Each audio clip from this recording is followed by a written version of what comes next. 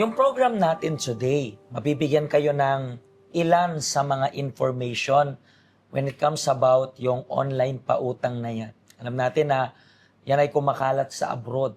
Pero ngayon araw na ito, nabiktima yung ating guest about sa mga online pautang na ito.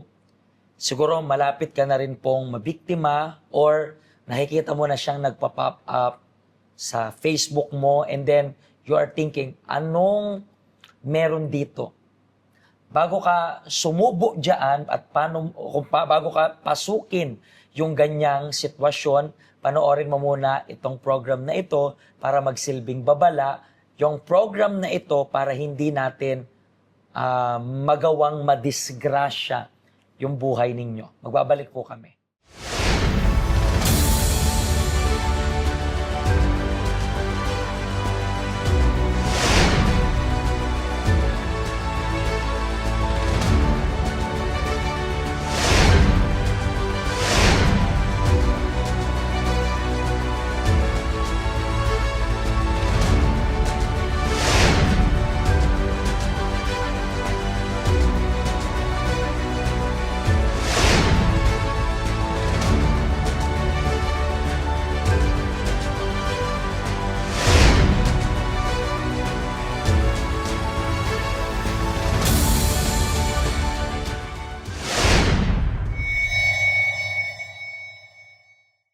At speaking of online pautang, meron tayong special guest ngayong araw na ito. Ano pong pangalan ninyo? Ako po si Cheryl Quintinita. Cheryl. And Yes. gano'n na po kayo katagal abroad? Magsi 6 years na po. Magsi 6 years. Pero taga saan po kayo sa Philippines? General Santos City po. General Santos City. And nung una mong abroad, paano mo napili? Paano umabot sa punto na nasabi mo, hindi, mag-abroad na lang ako? Actually, Pastor, yung kwan ko talaga is Korea. Nakapag-aral ako ng kwan sa Korea. Tapos, matagal kasi yung kwan ng POEA, yung exam. So, parang sabi ko, I need do something. Tapos, So, ang pinaka-target mo talaga is pumunta sa Korea. yes po. Basically, parang pangarap mo rin yun. Yes po.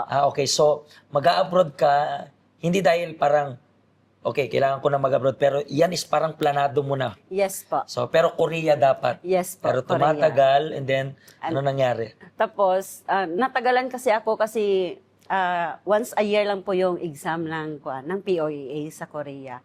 And then, parang tawag na rin siguro ng kahirapan. So, I proceed. Pero actually, Pastor, ayaw na ayaw talaga ng asawa ko. Yes. Saan ka unang nag-abroad? Dito lang po ako Dito lang sa Hong Kong, within 6 years. Yes po. And, syempre, iba yung expectation mo kasi nga, Korea talaga yung plano mo. Yes po. Diba? So, meron kang thinking about sa culture ng Korea, pero wala kang alam sa culture ng mga Chinese. Diba? Yes So, po, Pastor. anong expectation mo? Ano yung mga nasa isip mo? Di, pagdating ko ng Hong Kong, ano yung expectation mo sa Hong Kong? Yung expectation ko sa Hong Kong is regarding sa pagtatrato nila dito sa atin. Kasi nga, syempre, yung touring kasi kadalasan ng mga Chinese dito, syempre, nasa mababang level kami. So Diba? parang in-expect mo na Yes na po. ganun yung mangyayari. And Yes then, po. within 6 years, gano'n na rin po karaming amo yung meron ka? Dalawang amo po ako. So basically, tumatagal ka sa amo or Yung una po, tapos po ako ng isang kontrata. At saka yung pangalawa ko po, ito yung current? yung current Ito, ko po is, ito yung until now na amo mo. So basically, parang yes, magte-third contract na po ako. magti-third contract. So Yes tapos na yung po. 4 years, Yes po. magre-renew. And then, Yes. inoperan ka na mag-renew. Yes po, inopera na po. Inopera ako. na. And then, magre-renew. Yes po, tapos na po. Tapos Waiting na po nakapirma ako ng visa. Okay. Well, Yes sarap ng po. buhay pa ganyan. Kaya nga eh. So, okay. So, parang okay yung naging amo mo ngayon kasi kung magre-renew ka, okay naman yung trato sa inyo. Okay na, okay pa. So, basically, wala kang challenge about sa amo. So far, wala po, Pastor. So far, wala naman. Ano yung naging pinaka-challenge mo dito sa abroad? Yung pinaka-challenge ko sa abroad, yung nadala po ako sa online scam at saka doon po is nagkanda baon-baon ako sa utang. So, paano nangyari yung lahat ng yan? Paano yung pinaka-punot dulo niyan? Ano yung simula? Yung purot dulo kasi niyan is, mayroon na talaga akong utang dito sa bangko. So dahil sa sobrang takot ko na baka mapadalan ako ng sulat at saka baka yun pa yung dahilan ng termination ko. Pero wait lang, bakit? Paano ka nagkaroon ng utang sa bangko dito? Nagkaroon ng emergency, parang gano'n? Yes po, nagkaroon ng emergency sa amin. Tapos isa pa po yung, gusto ko kasi na mabayaran yung utang ko doon sa Pilipinas nung pag-process ko papunta dito. So magkano rin yung utang mo sa Philippines pa? Nasa 70,000 po. Yes. So para mabayaran mo yung sa Pilipinas, umutang ka. Umutang ako dito sa bank. Magkano yung unang utang mo dito sa... 20,000 lang po. Yun yung simula. Yes po. Kasi takot talaga ako kasi at the first time sinabihan ako ng amo ko na bawal mangutang. Pero itong utang mo na 20,000, paano mo dapat siya babayaran every month? Magkano? Kaya ko lang din siya binayaran. Nasa kuwanan siya, 1,700 a month. So yun lang every month. Yes po. Pero ano yun, na-delay ka and then natatakot kang magpadala sila ng letter. So basically hindi po siya, natapos ko po yun siya, Pastor. Tapos yung patapos na sana yung kontrata ko, ipapauwi na ako ng Pilipinas. Yun naman yung sinabi ng asawa ko na, uuwi ka na wala, sayang lang na abroad ka. Tapos wala kang napatayong bahay, nakakahiya ka. So, it means to say, parang nagkuhan talaga siya sa heart ko po, nag-trigger siya na hindi siya kagaya ng ibang pamilya na okay lang na wala kang dala, importante makita ka namin. Ang nangyari is, inuobliga ka nila na magpatayo, dapat may papatunayan ka. Oo po, yes, yun po, yun po. I would like to talk to you, lahat ng OFW about this. Hindi po kayo dito pumunta sa abroad para mag-show off sa mga kung sino-sino man. Hindi ibig sabihin na within 2 years, porket abroad ka, may title kang nag-abroad ka, na parang ang bilis lang magpatayo ng bahay. No, may proseso yan. May proseso yan. Huwag niyo pong madaliin. Tingnan niyo po, sa case niya, alam natin na mapapasok na siya sa isang sitwasyon na hindi naman dapat. Bakit? Minadali yung proseso. Yung bakay ninyo, makakapag-antayan. Ay, hindi pa sa anong sasabihin ng iba. Diyan nagiging pinakamalaki yung problema natin. Masyado nating iniisip yung sasabihin ng iba. Kapag masyado kang concern sa sasabihin ng iba, believe me, gagawa ka ng mali na hindi naman dapat. Gagawa ka ng problema na hindi mo dapat gawin. At yun na yung gagawin niyang problema ngayon. So ano nangyari nung pressure ka ng ganun? Nagkautang talaga ako, Pastor. So tapos ka na dapat sa utang mo na yon. Yes. So dahil sinabihan ka na dapat, may patunayan ka, Yes.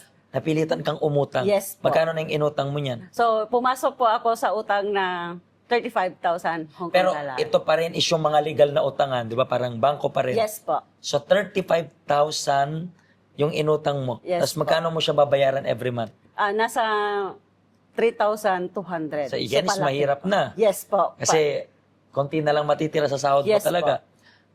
Pero umutang ka pa rin. Isang bangko lang to. Isang bangko. Hindi lang po yan isang bangko, Pastor. Ano pa? Nagkaroon po ako talaga ng 3 bangko na utang. So, aside from 35,000 Yes or... po. So, meron pang 35 tapos sa ibang bangko, ilan magkano? May 15,000 at saka may 10,000. Para lang mapatayo agad yung bahay. Yes po. So, syempre, kung marami ng bangko, kukulangin na yung sahod mo. Yes po. So, yun na ngayon nangyari. Yeah, yes po. So, doon na po pumasok yung nagkaroon ako ng takot kasi nga at the beginning, sinabi ng amo ko na bawal mangutang. Kasi sobrang laki ng interest po daw dito. Pero dahil po sa kagustuhan at dahil po sa na-pressure ako, so ginawa ko kahit alam kong mali.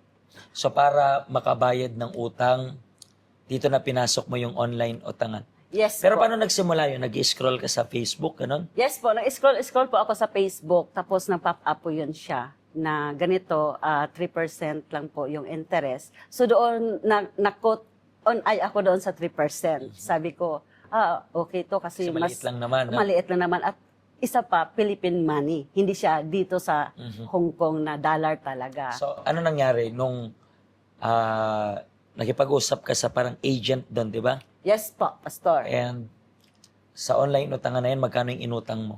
So, basically po, yung inutang ko doon is nasa umabot ng 600,000. Pesos yan. Yes po. So 600,000 pesos.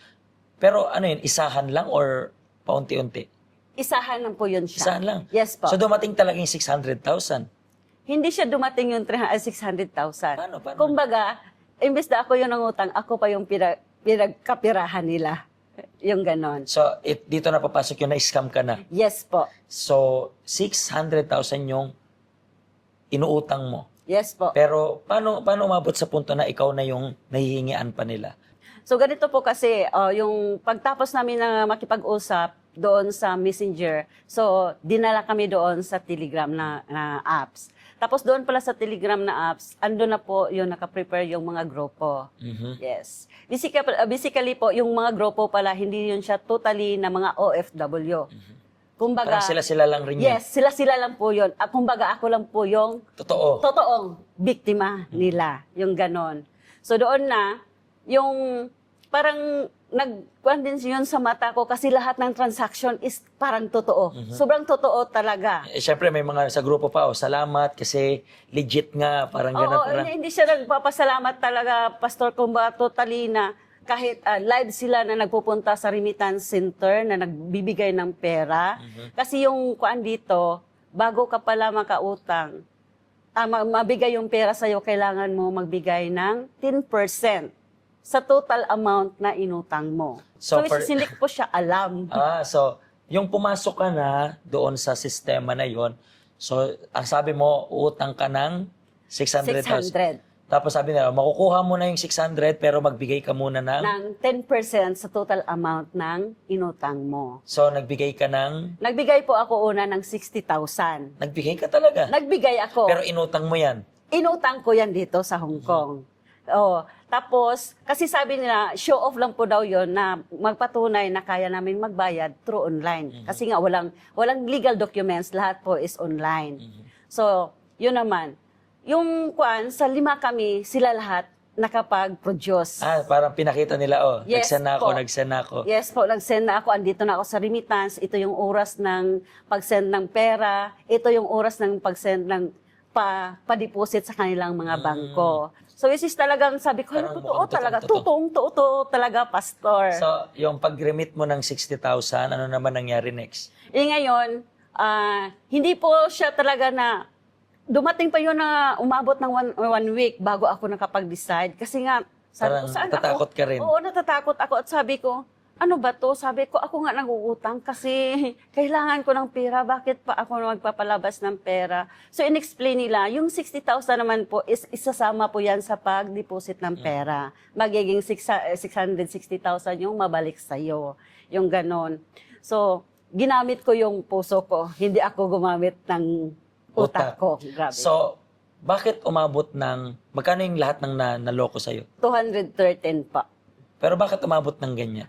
Tapos, nung nagbigay na po ako ng 60,000, sabi niya, okay, wait po, mga 15 minutes, papasok na po sa bank account nyo. Kasi ako nag-fill up doon ng mga bank account ko. Tapos, After walang ng pumasok. 15 minutes, walang pumasok, kinabahan na ako, Pastor, hanggang umabot ng 1 oras, 2 oras, conversation na ako na sa kanila. Tapos sabi niya, okay, wait lang po, aantayin po namin yung finance department kung ano yung problema.